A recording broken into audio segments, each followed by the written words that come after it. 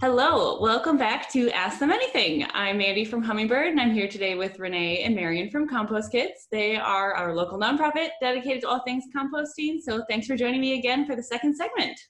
Yeah, happy to start. All right, last week we asked you what you wanted to know about composting, and today we're providing you with the answers. So this is the second of two videos. In our first segment, we answered your questions about the different ways you can compost at home, and in this segment, we'll answer your questions that are more about the details of maintaining a compost and then the composting services that are available. But before we jump into the questions that were submitted, I have a deep thoughts kind of question for you. How long can Earth survive without composting? Such a good question. And it was something that I heard I talked to a bunch of second graders too. And I was like, I don't know, it's a really good question.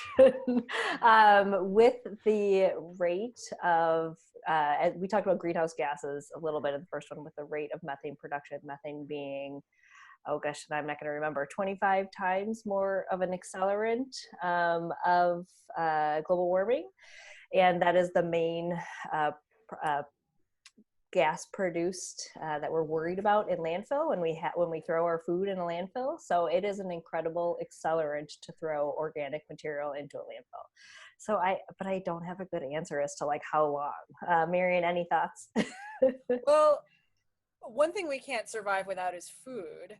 And one of the things that I think gets a little lost in some of the conversations about industrial agriculture methods is the issue of topsoil loss. So about 6 pounds of farmable soil per pound of food eaten is lost. And that's something that composting can help to address. Compost is not topsoil, but it is an important way to amend and preserve soil. And so as we talk about how it isn't just about greenhouse gases, but also about having more sustainable methods of producing food. So maybe Earth can survive without topsoil, but people can't. Good point. That's a good point. So yeah, we're composting to reduce emissions and to improve the soil quality for all life on Earth, essentially, for us all to survive. Great. Awesome. All right, well, let's jump in. So the first set of questions here is about composting maintenance. So first question, how often should you turn your compost? So more often we'll speed up the process. So the way that we kind of handle it in a larger community compost system is when it gets full, which happens every week or so in River West. So we have a lot of contributions. But the inclusion of air and making sure that the ratio of, we talked about brown to green, so our wood chips to our food scraps, if that's as you turn it back and forth or turn from one pile to the next, that will increase the rate of breakdown. So if you want it to speed up in the heating process and in the breakdown process, turn it sooner. If you would like to, as we talked a little bit about pit composting last time, not have a ton of maintenance, don't overthink it. So great. And if you don't turn it, is there any downside of it, or is that it just is impacting the speed in which so if you don't turn it, have you ruined your compost? No. So Renee is right on track with the question of how fast do you want to produce compost. So if you don't turn it and you're using a Darth Vader head or something like that, you will have finished compost at the bottom of your compost barrel about a year from the point that you started at. So it could take a little bit longer if it's compacted for some reason or you haven't gotten enough water into the system. But if you never turn it, again, you can't really screw it up. It just will take longer. With the question of how often to turn a hot composting pile, so that question of we as community compost are turning it as often as required by the system, but there's also a temperature indicator that you're looking for. So a hot compost pile will be in about 130 degrees Fahrenheit. When the temperature starts to drop back down, you then would turn it again if you're really in the weeds on this. So there's kind of a range of answers for how often to do it, but they range from never to as often as it starts to cool off. So And we really encourage for a beginner home composter, the cold process, that hot process that we're referring to is there's a bacterial activity that's happening there, and you're adding air to continue the bacterial activity. But the cold process will work just fine, and you'll get compost at the end. So it's really a question of what method you're choosing. And we recommend for home beginner composters a cold process where you could literally never turn it and be just fine. Awesome. That's great to hear that it's so flexible, Yeah. and you haven't ruined anything. Yeah. Nope, it'll break down. Yeah, right. Second question then, how often should you water your compost? Okay, go ahead, Marion. I know you have a good descriptor. Yeah, this one isn't a question of frequency. It's a question of texture. So composting is there, you can be very scientific about it, but at the end of the day, we do a lot of it with our senses. And in both a hot or a cold compost pile, you ideally want to have roughly the dampness level. I know people love the word moist. It should feel like a moist, wrung out sponge in order to gauge how wet it should be. So it's not frequency, like it's been very wet right now, we wouldn't bother. But in the summertime, we often find dry patches where there isn't active decomposition happening, and then you would want to add water. But just to add to that, we don't do that in our community compost, or out in River West. I would never bust out a hose and hose down our compost. We just kind of let it happen naturally, and it will break down, and we still get to finished compost. But it, yeah. Yep. So Okay. Oh, that's interesting. So you don't have to, but again, it's kind of like how much effort you want to put into it and how fast you want it to break down is where the watering comes into play. Correct. And so this is one of the things that the Midwest tends to have, just naturally the climatic conditions here. An uncovered open compost pile will be wet enough. And food waste has a lot of water in it as well. So, but if you want to put in that extra effort of watering it, you can water it until you start to see a little seepage coming out in the bottom, and then just stop. Okay, great. And then if your compost pile were to dry out, you can just water it again and clear sailing from there. Okay. Yep. Cool, great. Next question is, are wild animals an issue? The person who asked this has some raccoons and opossums in their neighborhood, and how about squirrels? Is there a way to prevent issues with them if it happens? so that's what we would suggest, a pretty tightly closed contribution bin. So I actually just use, and I think Marion does this at home too, it's like a 30-gallon hard top rubberneck garbage can that I drilled holes into. And then once it's kind of like no longer appetizing, because like squirrels love avocados and they love fatty things, and possums like a compost pile, which is great because they keep away other things. So, we kind of have to balance it. But if you are worried about attracting pests, think about what the first contribution site looks like, and then you might need to then dump that into something else. So once it looks less appealing or appetizing, it's not really of interest. That said, it's a much warmer place for things to hang out compared to so if something is needing warmth and needing a place to stay warm, a compost pile can be attractive as well. So you really have to think about what is potentially going to come before you move forward. Anything else, Marion? Yeah, so I think those key points, that pests are attracted to fresh contributions, and that you therefore want to fully enclose those fresh contributions. The other thing that you can do, so the container should be fully enclosed, although still allowing for some air circulation. A mouse cannot fit through an opening of 1/4 inch or smaller. So if you're using chicken wire or something like that, you want to look for that tightness of weave, and then covering things adequately. So in an urban environment, in a community compost pile, we would look for a minimum 3-inch layer of a brown source if we're being really thorough. But again, it's that 2-to-1 ratio of browns to greens. So just make sure that you're contribution containers fully enclosed, and then that you're covering completely, and hopefully that will discourage pests. The other thing too, we've talked about fat-free vegan pile. The things that are attracted to the most noxious critters tend to be those yummier fats. And if you're really worried, you could leave out eggshells, that kind of thing. So just making sure that you're not creating an attractive environment for critters that you don't want to invite. Okay, great. Yeah, so there's things you can do with the bin itself, and then really how you're layering is to make sure that you have that, dried browns, not any of the meats and dairies, which you don't want in your compost bin anyway. Okay, great. That's awesome. All right, and you kind of touched on this already, but if you were to start composting in the spring, when would you have compost ready to use? Depends on how fast you're moving it.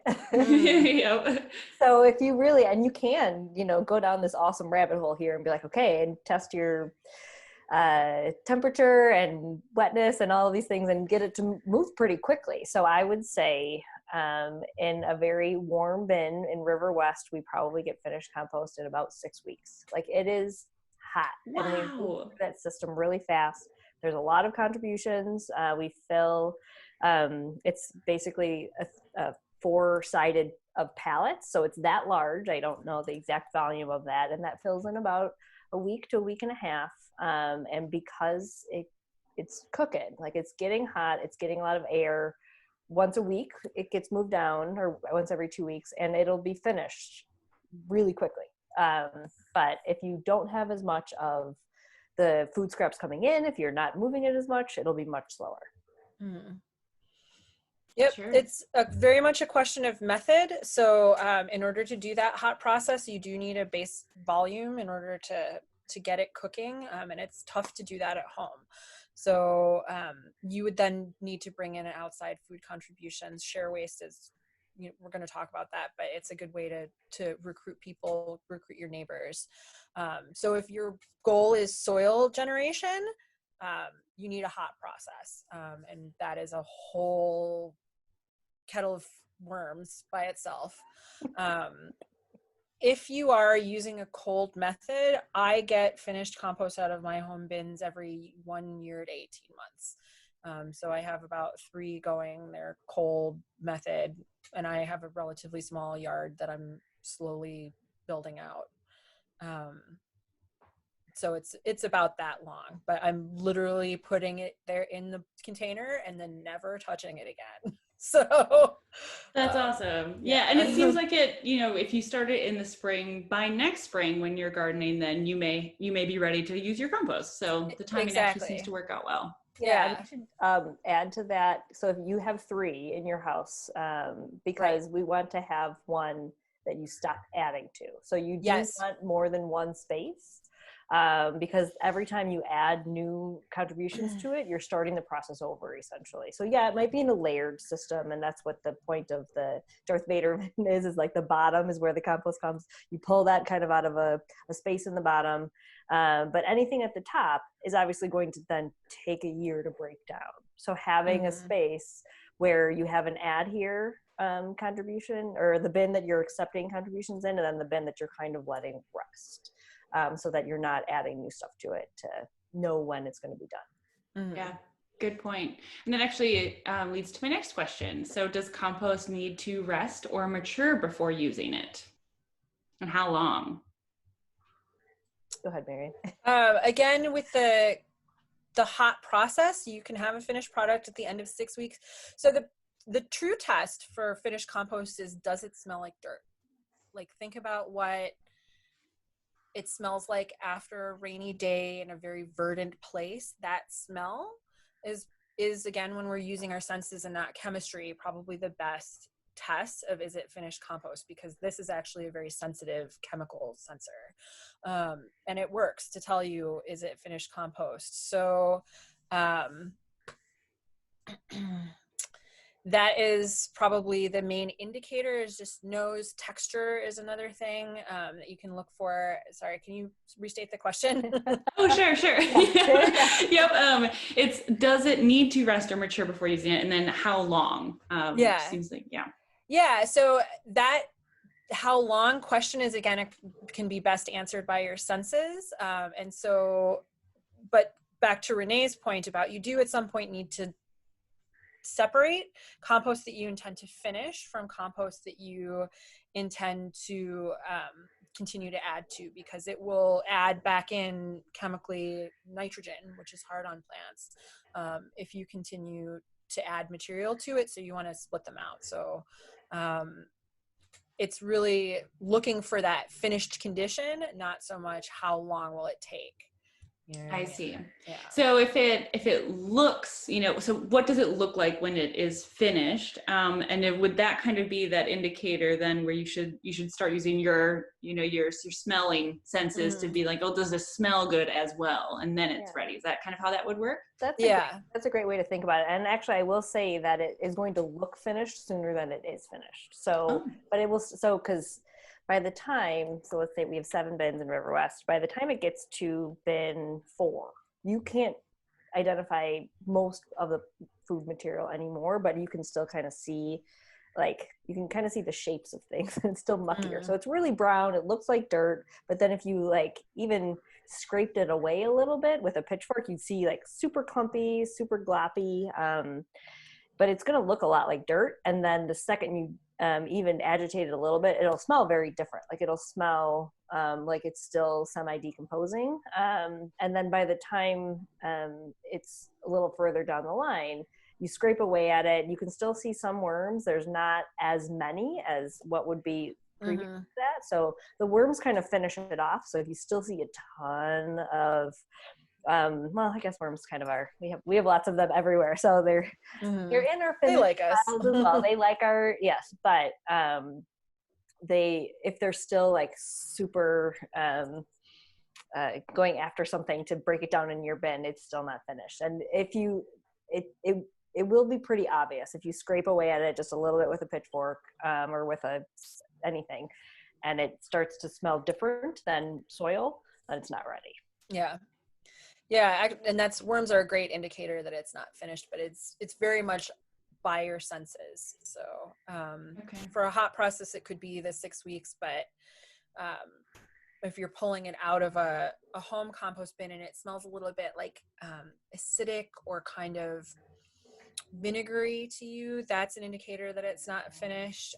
And also if it feels slimy, so this is something that you tend to find in these home bins, is if it has kind of a slick texture to it and doesn't feel loose, it's not finished either. So you're looking for soil and it smells like dirt.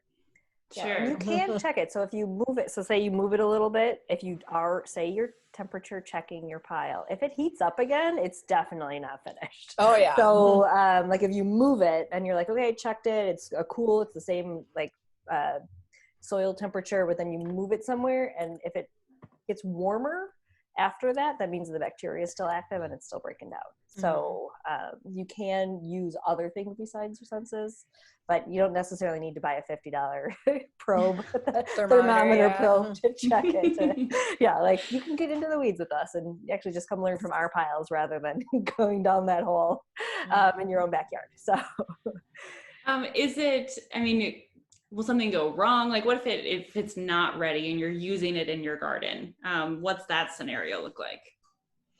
Your plants won't like it. That's the first thing that'll happen. So plants are sensitive to different chemicals at different stages of their life. So you could theoretically, and I have grown food on unfinished compost before, but you can also scorch the roots and have a condition where your plants are not happy and they're failing.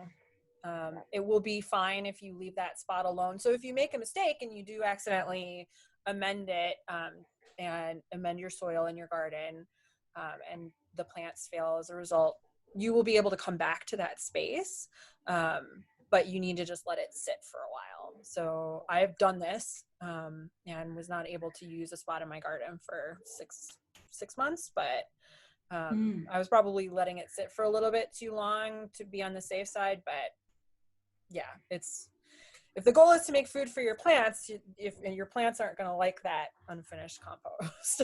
So Sure, that makes sense. That But makes I've sense. That's good to know. actually You can used it just as like come a back to it. top dressing. So if you have more mature plants that are sort of like ready and they're in topsoil, I have used it almost like a mulch at the top, and that's actually okay. It has to do with how established your plants are and whether or not they can handle a shock to the system. And so growing from seed is very different than if you already have an established tomato plant and you're just trying to use the compost for water retention or something like that. I know you can also do a seeded test if you want to, go bonkers with it. So you can take a bit of compost and see if it'll sprout out a seed, and use like a bean or something like that. And if it grows, it's actually going to be safe to plant in. Yeah, I think we use radish seeds most often for that. They're readily available and have like the ratios easier to see. So okay, well, that's good to know that you can come back to it, or you can use it in established plants if there's a little more flexibility there. Okay, so the next question is it possible to compost on a small scale outdoors year round with Wisconsin's climate? Heck yeah. Yeah. Okay. Cool. Yeah. So how do we make it work? Yeah. I should say yeah. The best way is to come see like our live process, and the River West Compost Bin is open 24/7, 365. And yes, sometimes like outer shells of the dirt itself will freeze, but the inner core actually stays pretty warm, and we're able to turn it with a pitchfork all year round. And that's because the bacteria stay warm.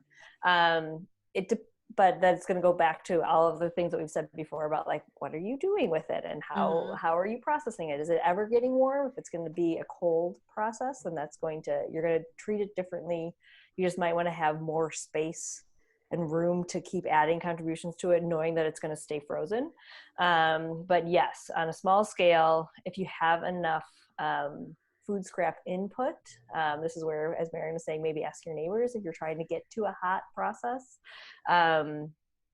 then yes, you can compost year round. The other thing too, again, is don't overthink it.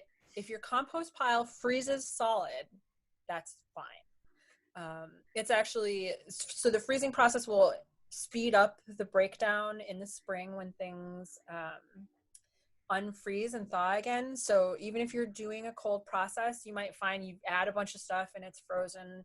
Make sure you're covering it consistently for all of the reasons we've already talked about. And then in the spring, it might get stinky. So that's something that could happen, because what's happening then is that the cell walls have broken in the food that you've contributed to it, and it's releasing all of its water kind of all at once. If you turn it, then it would probably heat up, which is, you could do that if you wanted to. But it's just something to be aware of, is that compost piles tend to be a little bit, even the cold process, they tend to be a little smelly in the spring, because they're all of a sudden there's a lot more happening. But the cold in the winter is it's just slowing down that breakdown process, and then it's going to come back to life in the spring again. So even if you're not trying to do a hot process, don't worry about it. It will be fine. So just keep layering. So yeah, that's key. Yeah.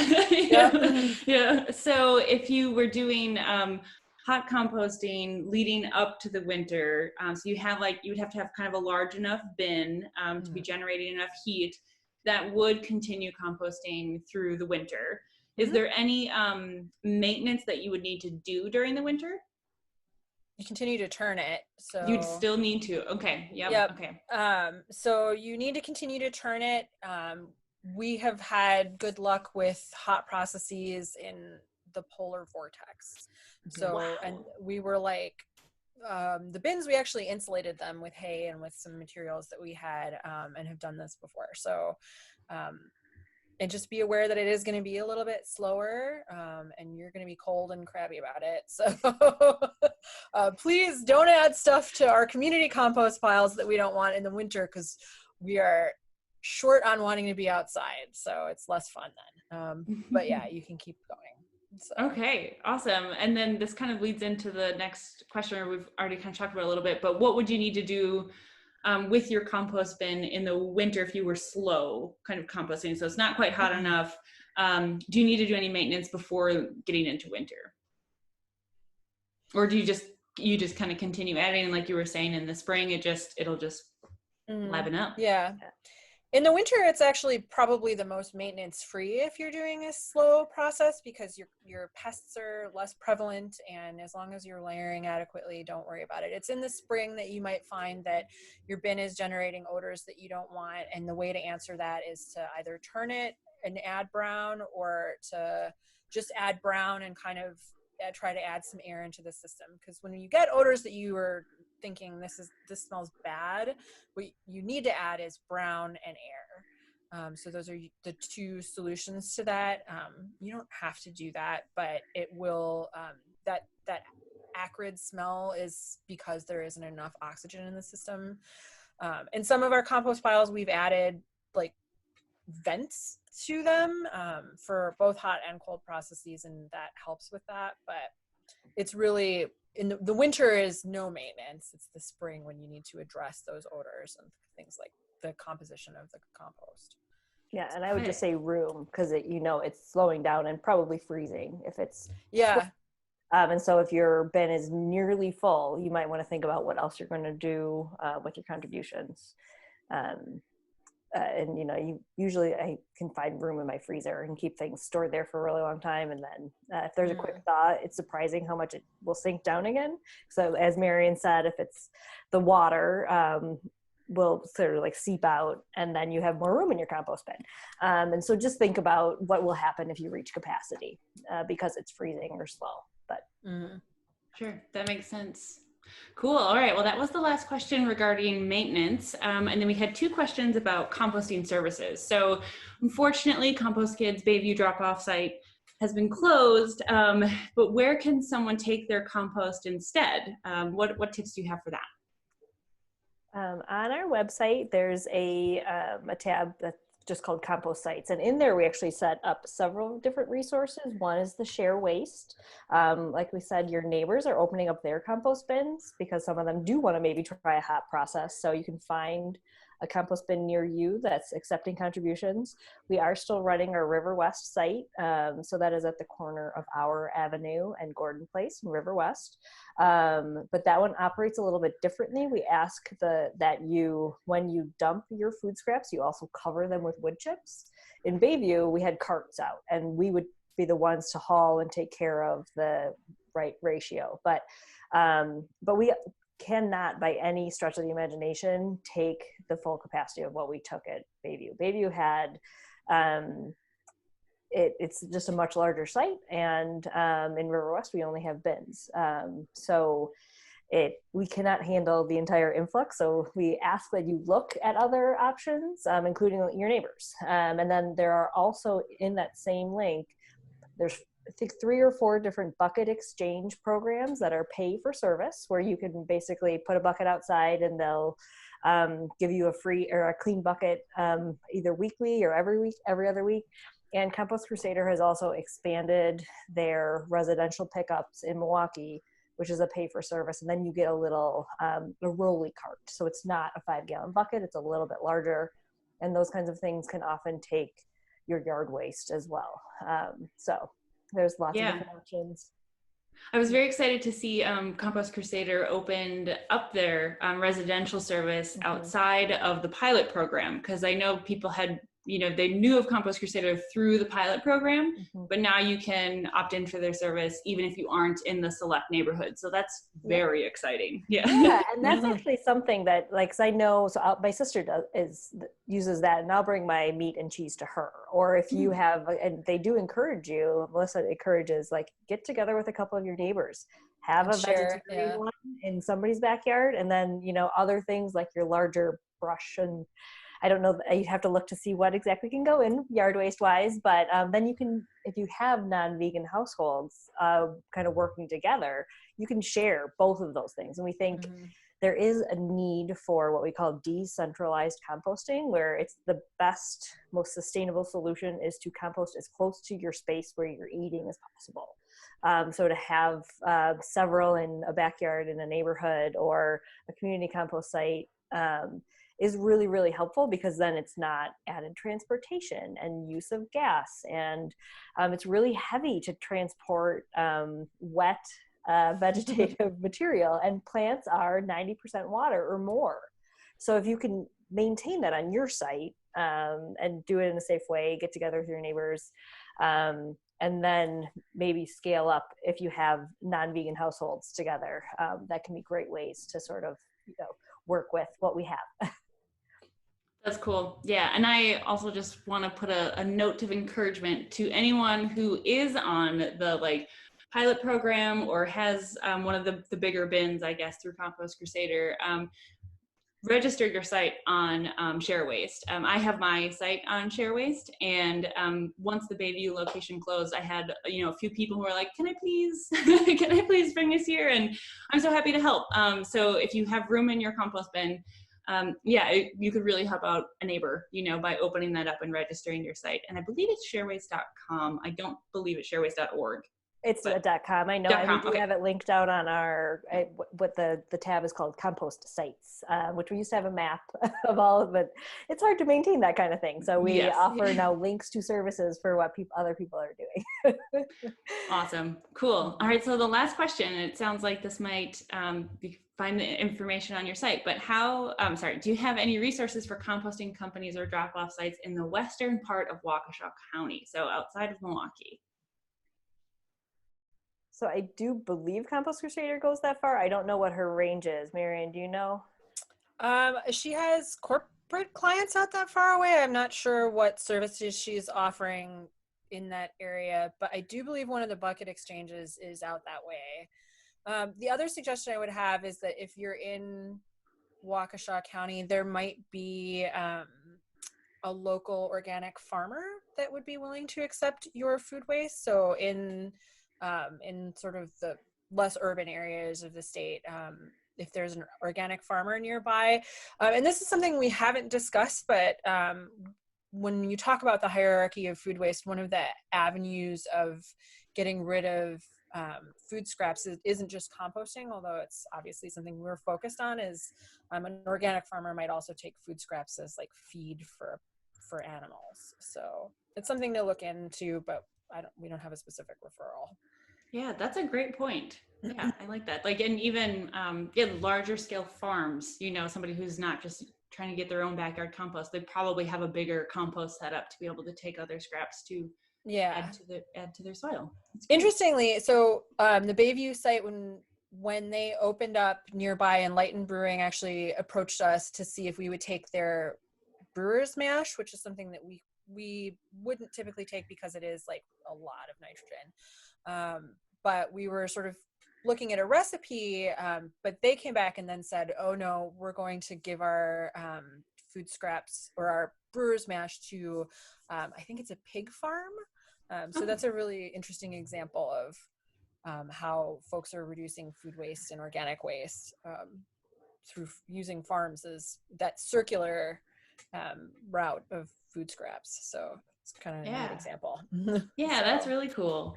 Yeah. Great. Well, that was the last question that we had submitted. So thank you again, Renee and Marion. That wraps up our second and final segment of Ask Them Anything. So thanks so much for submitting your questions. And again, if you still have any questions, you can check out Kompost Kids website at compostkids.org or my composting guide at hummingbirdmke.com and reach out to us as well. So thanks again, and we'll see you next time. Sounds good. Thank you.